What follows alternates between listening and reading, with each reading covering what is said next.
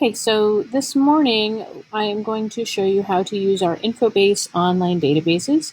InfoBase databases include American History Database, Ancient and Medieval History, Modern World History, and World Religions are the four databases that we subscribe to from InfoBase.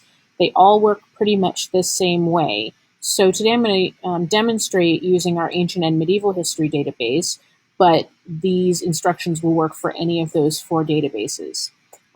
So for the basics, once you've clicked in to the database that you want to use, if you have a specific topic that you want to search for, then you can just type it into the box in a similar way that you would for if you were doing a Google search or Wikipedia. So let's say I wanted to learn about Cleopatra, and you can see that it can figure out what you're trying to type sometimes, and so it will you can click on that, or you can type yourself, if it's guessing wrong.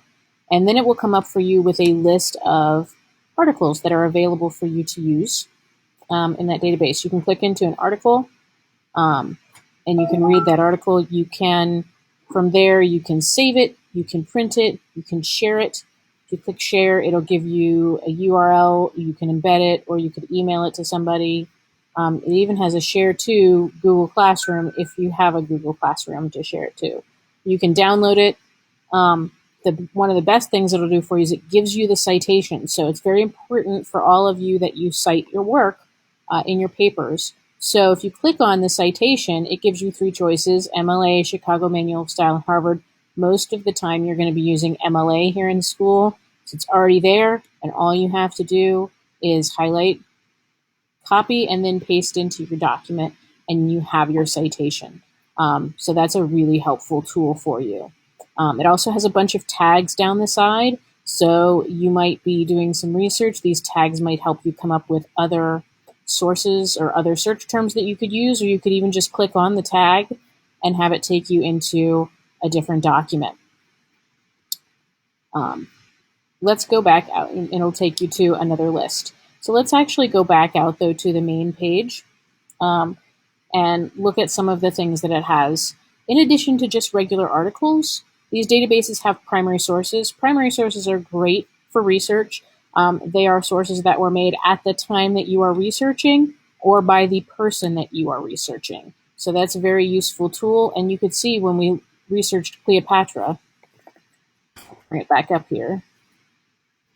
When we researched Cleopatra, one of the things in here was primary sources. So I could have clicked on primary sources and it would have shown us what our options were for that. We could click on that. It looks like an entry from a book at the time that Cleopatra lived, or about the time that Cleopatra lived. Another really great tool in here, there's a lot of featured maps and graphs, videos and slideshows, and people. And the front page gives you featured information, but you can, of course, always go looking for them. And it has there under the Browse Resources area also, and Topics A to Z.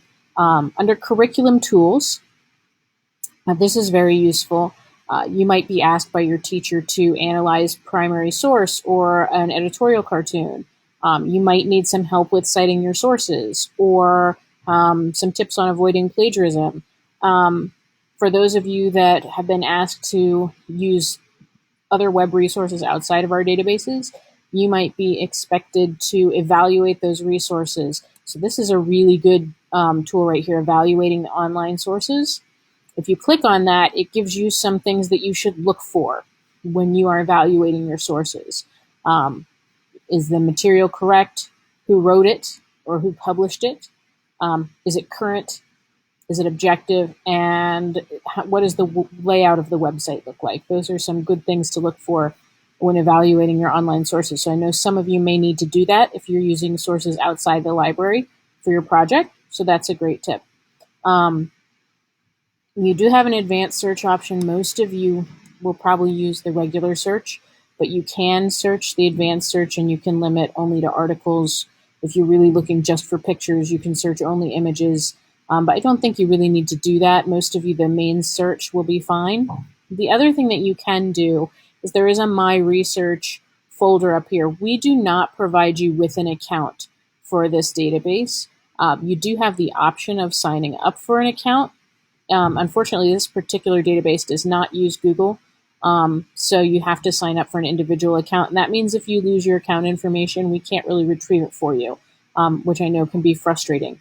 But if you want to, you create an account so that you can save your searches or articles that you have found in your searches, then you may do that. Just know that we may or may not be able to help you if you lose your information on how to log in. So you'll need to make sure you keep track of that really well. So that's a basic overview of the InfoBase databases. Remember, there's 4 total, but this is just one, and they all work pretty much the same way. Thanks for listening, and have a good day.